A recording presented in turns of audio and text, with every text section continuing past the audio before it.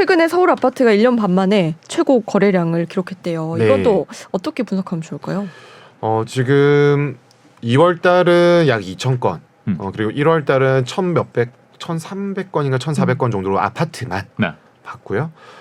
그렇게 되면은 작년도 6월 달부터 1,000건 언저리로 됐고 하반기에는 그 공동주택이 아파트가 서울에 160만 채 정도 있거든요. 거기서 한 달 거래량이 1,000건이 안 됐어요. 네. 거의 거래가 안 된 거죠. 그렇죠. 거래가 안 되다 보니까 실거래가가 매우 낮게 찍힐 수밖에 없던 완전히 얼어있던 상태인데 이제 풀리고 있다라고 볼 수가 있겠고 여전히 그래도 반등은 했지만 낮은 수치다. 왜냐하면은 거래량이 어느 정도 담보가 되려면은 그 회전율이 좀 올라와야 되는데 네. 그런 측면에서는 이렇게 연 환산을 해보더라도 15,000, 24,000 정도라고 친다라면은 뭐 2만 건이라고 치면은 어떻게 되나요? 굉장히 낮은 숫자에 1% 채 안 되는 회전율이면은 네. 거의 거래가 안 된다고 봐야 되거든요. 이건 2022년에 진짜로 본 거죠. 저렇게 역대 최저까지 떨어졌군요. 네, 맞습니다. 네. 그러니까 그때 어렵다 했었던 때가 이제 수도권 기준으로는 2012, 13년이었는데 네. 좀 연한 수도권 그 블루 칼라를 보시게 되면은 뭐 수도권 서울, 경기, 인천 합쳐서도 10만 호가 채 안 되는 상황이었다라는 거 네. 보실 작년에요. 수가 있습니다. 올라왔다고 해도 그러니까 그 전에 2020년 이전의 네. 거래량과 생각했을 때는 아직은 한참 아래고 네. 이렇게 되면은 가격의 급등락을 유발할 수 있기 때문에 정부 입장에서 굉장히 부담스럽다. 아직도 불안한 상황이다. 네. 하고 이제 미분양은 제가 오기 직전에 국토부에서 통계 자료가 나왔어요. 네. 네. 2월 말 기준으로 7만 5천 호 정도로 집계가 되었는데 네. 지난달 1월 달도 7만 5천 호였어요. 오. 그래서 너무 좀 유의미하다고 네. 봐야 되는지 무의미하다고 봐야 변화가 되는지 없네요. 79호 늘었다고 합니다. 79호. 이게 원래 미분양이 급속도로 늘고 있었잖아요. 한 달에 3개월 동안 네. 매달 8,000호 정도씩 늘어났었어요. 근데 그건 어느 정도 진정이 됐다라고 봐야 되네요. 그러면 숫자로는. 그래서 네. 이거를 왜 제가 아까 둔촌주공 말씀드렸냐면은 둔촌주공이 무순위에서 다 완판이 되었거든요. 네. 만약에 그게 완판이 안 되었으면 여기에 확 찍혔겠죠. 그렇죠. 준공 후 미분양이 네, 되니까. 2월이겠지만 그런 식으로 찍힐 수밖에 없는 상황이 이어지는 걸 막겠다라는 정부의 강력한 의지가 나왔던 것으로 보여지고 그리고 여기에서 중요한 부분은 다 완판이 된 게 아니라 네. 좀 대구 뭐 이런 지방 비수도권 말씀드렸는데 네. 거기는 분양을 안 하죠. 더 이상 새로 분양을 할 게 없구나. 사업성이 안 나오니까. 하면 미분양이 뜰 거 뻔하니까 그쵸. 네. 안 하는 거고 서울은 그래도 되고. 해서 네. 그나마 이제 이렇게 끌어갈 수 있는 상황인 근데 거죠. 궁금한 게 얼마 전에 정부가 줍줍 이른바 줍줍도 네. 거주에 상관없이 앞으로는 다 네. 신청을 할 수 있게 풀어놨잖아요. 네. 그러면 만약에 둔촌 주공이 첫 번째 사례라고 전 들었어요. 네. 여기 이제 그 열리면 지방에 있는 사람도 줍줍을 할 수 있는 거잖아요. 네. 그럼 더더욱 지방에 있는 부동산은 안 살 것 같아요. 네. 그렇겠죠. 그러면 이 수도권과 지방의 이 지금 문제가 더 심각하게 벌어지는 거 아닐까요? 그래서 이제 여러 어려운 목소리들이 지방 쪽에서 많이 나오고 있죠. 그렇군요. 이 규제를 또 무차별적으로 해제를 하니까 서울로만 다 수요가 간다. 그쵸. 서울과 서울 근교의 수도권으로만 다 간다. 이건 지방에 대한 배려가 없다라는 거죠. 그런데 이 규제 정부의 정책이라는 건 항상 명암이 있습니다. 네. 처음에 규제를 5년 전으로 시계를 돌리면은 6년 전이 되겠네요, 벌써요. 17년에 8.2 대책이 나왔고요. 18년도에 9.13 대책이 나왔습니다. 그리고 19년도에 12월에 어떤 대책이 나왔었는데요. 대부분 이제 서울 중심권부터 규제를 했었거든요. 네. 그러면 이제 그게 나비 효과가 규제를 안 한 곳으로 가게 되고 안 한 곳으로 가게 되면서 2020년과 21년에 전국이 그렇게 다 2002년에 올랐죠. 월드컵처럼 뜨거웠던 네. 열기를 볼 수가 있었던 거죠. 그러다가 규제를 다 하니까 그냥 전국이 좀 전에 보신 거래량처럼 다 그냥 꽁꽁 얼어붙는 상황이 펼쳐졌고 그러면 지방부터 풀어야 되느냐. 그런데 사업장은 만약에 신규 사업장이 서울마저 안 된다라고 하면 전국이 다 안 되거든요. 네. 그러니까 뭐 어떤 것이 옳고 그르냐를 제가 금융업에 종사하는 입장에서 맞다 틀리다라고 얘기하기는 어렵겠지만 정부의 정책은 명암이 있고 온기가 빨리 확산되는 것들을 기다려야 되는데 시간이 걸리기 마련이고요. 그러다 보니까 국토부 장관은 미분양 10만 호까지 우리 각오하고 있다. 이런 말을 한 것을 언론 보도를 통해서 접했죠. 네. 그런데 3월 30일자 2월 주택 통계 발표로는 전월 대비 0.1% 증가한 7만 5천 호 그대로 네. 유지를 하고 있다. 더 이상 늘지는 않는다. 일단 이번 달 그렇죠. 기준으로는 네, 일단은 그렇습니다. 잘 잡았다. 네, 맞습니다. 뭐 이게 이제 어떻게 될지 앞으로 여기서 추세가 완전히 달라질지 아니면은 잠깐 쉬었다가 다시 또 늘어날 수도 있는 거고. 맞습니다. 그건 좀 한두 달 지켜봐야겠네요. 네, 왜냐하면은 지금 PF 계속 말씀 주셨잖아요. 네. 뭐 이게 전문적으로는 토지 매입을 할 때 시행사가 브릿지론 시행사가 전부 토지를 살 때 자기 자본으로 하는 경우가 거의 없거든요. 그렇죠. 그냥 어디서 금융기관에서 돈을 빌려와요. 네. 그 브릿지론이라고 하고 PF 들어가기 전에 이제 그렇죠. 빌리는 본격적인 돈. 네. 사업을 시작하니까 브릿지론을 써서 토지 매입을 다 작업을 하고 인허가를 따내고 나서 본 PF로 가고 있는데 네.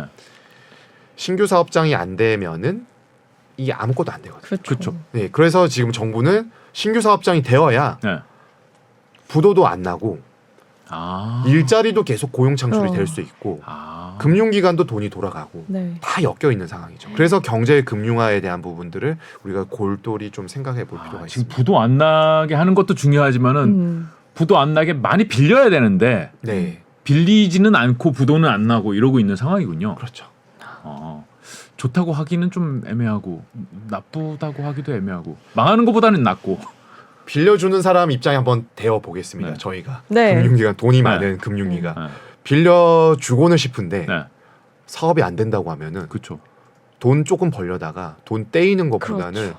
안 떼이는 게 중요하지 않습니까? 그렇죠. 그러니까 엄청 엄격한 잣대로 지금 잣대를 이제 음. 내밀고 있어서 굉장히 사업 진척이 느리죠. 돈이 안 돈다. 네, 맞습니다. 돈이 안 돈다. 딱 그거네요. 네, 전월세 얘기 좀 해볼까요? 네. 지금 저희도 얘기를 많이 했었는데요. 그 네. 전월세 전환율 이건 계속 높아지고 있다고요. 네. 네.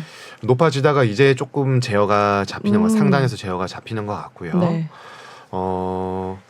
그 최근 들어서 서울은 이제 4% 초반 정도까지 돼서 전환율이. 네, 전환율이. 근데 이거는 사실 통계마다 다르고 지역마다 좀 달라서 그냥 어떤 KB 기준으로는 4% 초반에 지금 있습니다. 네. 저 장표가 좀 재밌는데요. 네. 보여주세요. 네. 보시게 되면은 CD 금리와 전세, 월세, 수도권 기준으로 나타내고 있는데 여기서 처음 볼 부분은 지금 전세 좀 제일 진한 색? 네, 제일 진한 블루 컬러에 보시게 되면은 급등을 하죠. 20년부터. 네. 그때가 무슨 일이 있었냐면은 임대차 2법이 통과가 되었습니다. 20년 8월에. 네. 그래서 계약갱신 청구권이 생겼고 상한제 5% 그리고 21년도에 전월세 신고제가 도입이 되었습니다. 네. 그래서 3법이 완성이 되었습니다. 그러면서 급등을 했다가 지금 전세 증감률이 급락으로 갔죠. 네. 폭락했네요. 네. 그래서 작년도의 주택 시장을 살펴보게 되면은 핵심은 네. 매매가보다 전세가가 더 많이 떨어졌어요. 그렇죠. 네. 그거보다 전세가. 그러면 사람들은 어떻게 생각할까요? 전세 세입자 입장에서는 네. 전세금이 이렇게 떨어지고 있으니까 전세로 가기 싫겠죠. 그렇죠. 괜히 전세 들어갔다가 나중에 만기 됐는데 전세금 반은 네. 못 받을까봐 걱정이 좀 되죠. 근데 기존에 우리가 생각을 해보면 전세를 선호하나요? 월세를 선호해요? 우리나라 사람. 전세를 전세예요. 선호하죠. 전세를 선호하죠. 네. 되게 아이러니한 거죠. 전세가 떨어지네? 근데 난 전세를 선호하는데 그럼 이번에는 계약갱신 청구권도 있고 하니까 조금 반전세 비슷하게 그렇죠. 내 돈 좀 돌려받고 월세를 좀 주자. 네. 그리고 전월세 전환율을 살펴보니까 지금 금리는 전세 자금 대출을 받으면은 뭐 4%가 아니라 6, 7% 하는데 월세 전환한 거 생각해보니까 한 3%대네. 그러니까 1억 원당 한 30에서 35만 원. 그러면은 곱하기 12 하면은 360만 원 또는 약 400만 원 정도니까 훨씬 낮구나. 시장 금리보다 월세가 유리하네. 네. 했는데 최근에 기사나 금융기관의 이런 상품들 홍보하는 거 보면은 전세자금 대출 3% 후반 맞아요. 이렇게 막 뜨고 있고요. 3%대까지 아, 요새 그래요? 예, 네. 고정금리 나왔고 시기금리 제가 말씀드렸지만 3.5% 내외 기준금리와 거의 동일하게 형성이 되어 있어요. 그러다 보니까 전월세 월세에 대한 수요가 쫙 갔다가 뭐 월세 월세- 은행에서 빌리지 뭐.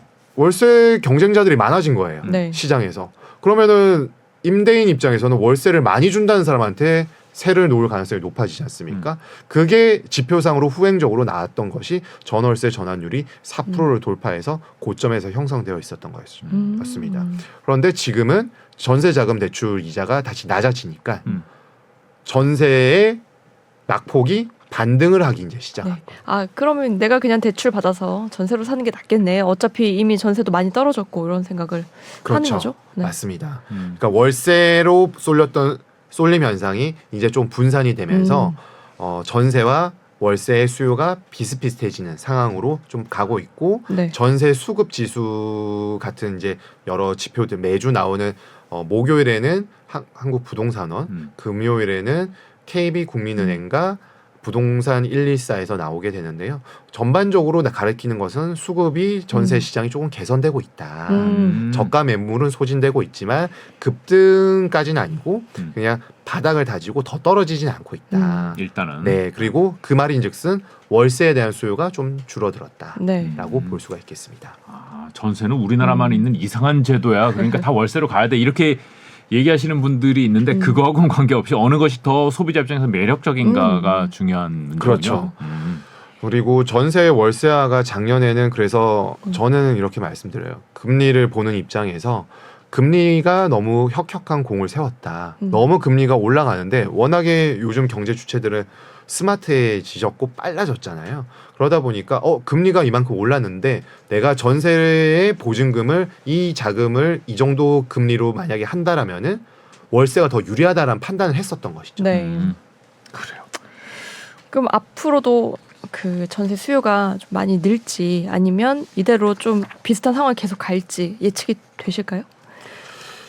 저는 다시 한번 금리를 말씀드리고요. 작년 하반기부터 제가 전세가가 떨어지고 있고 전세가가 떨어지면서 매매가 대비 전세가율도 떨어지는 현상들이 나왔고 네. 그래서 금리의 인상과 상승으로 인해서 부동산 시장은 당분간 쉽지 않을 거다라고 말씀드렸는데 6개월 뒤에 한번 살펴볼까요? 라고 말씀을 드려왔어요.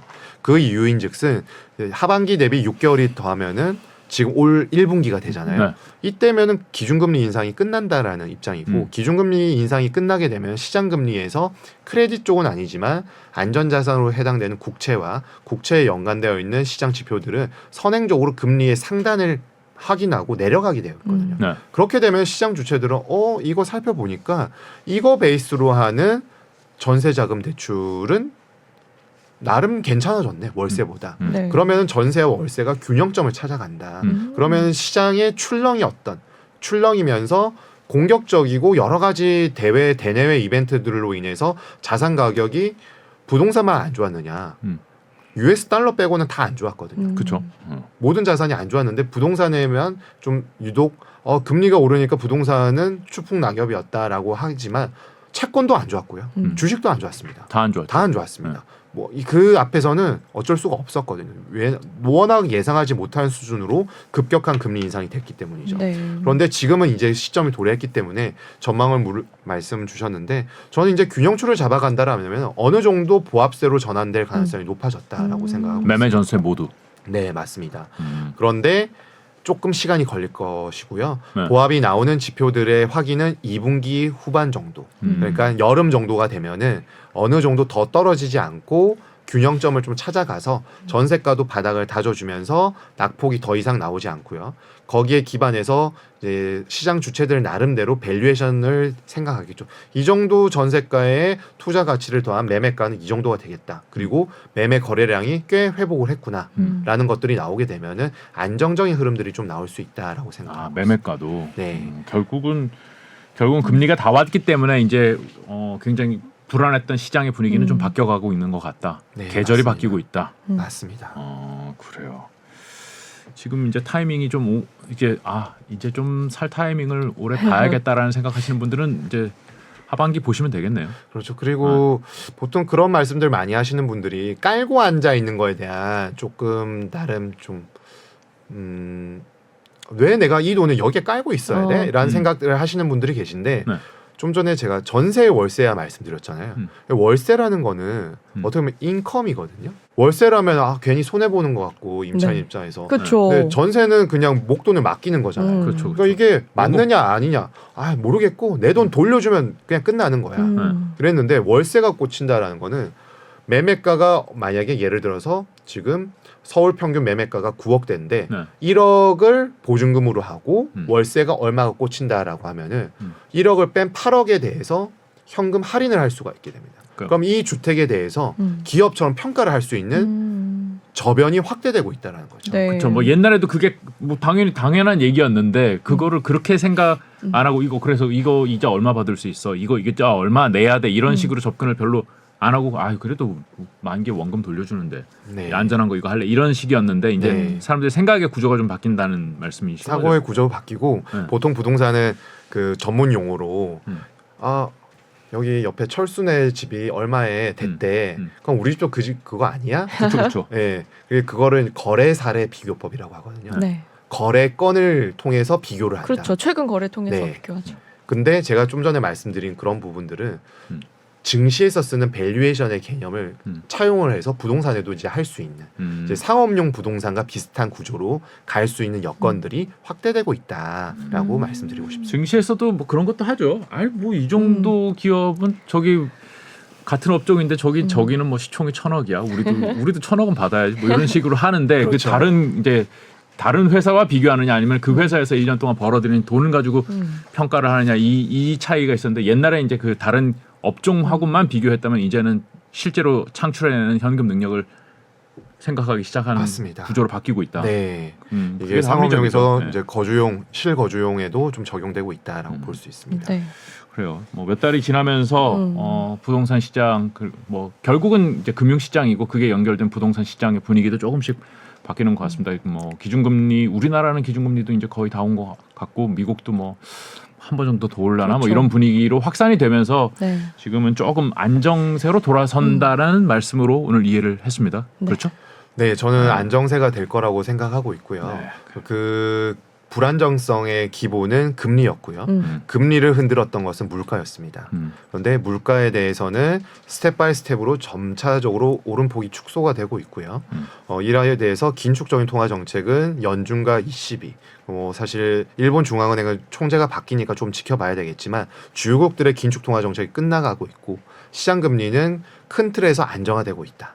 그런 측면에서 작년의 되돌림에 대한 부분들 어떻게 보면은 이제 기술적 반등이라고 할 수도 있겠지만 되돌림에 대한 부분들을 생각해보고 워낙에 작년에 거주에 대한 수요가 억눌려 있었기 때문에 올해는 이 필수재로서의 부동산에 대한 니즈 사람들은 이동에 대한 수요가 좀 회복을 하면서 전반적으로 거래량이 살아나고 정부의 정책이 조금 더 신규 주택 사업장에 대해서 좀 금리와 엮여서 잘 원활하게 돌아간다라면은 큰 충격이 없기 때문에 지금 하락세는 매매 시장과 전세 시장의 하락세는 일단락 될 가능성이 상당히 높아졌다라고 생각하고 있습니다. 되게 깔끔하게 정리를 해주시면서 오늘 네. 마무리를 하면 될 것 같습니다. 네. 네, 오늘 상상인 증권의 신월 투자 전략 팀장님 모시고 부동산 네. PF 얘기 들어봤습니다. 고맙습니다. 감사합니다.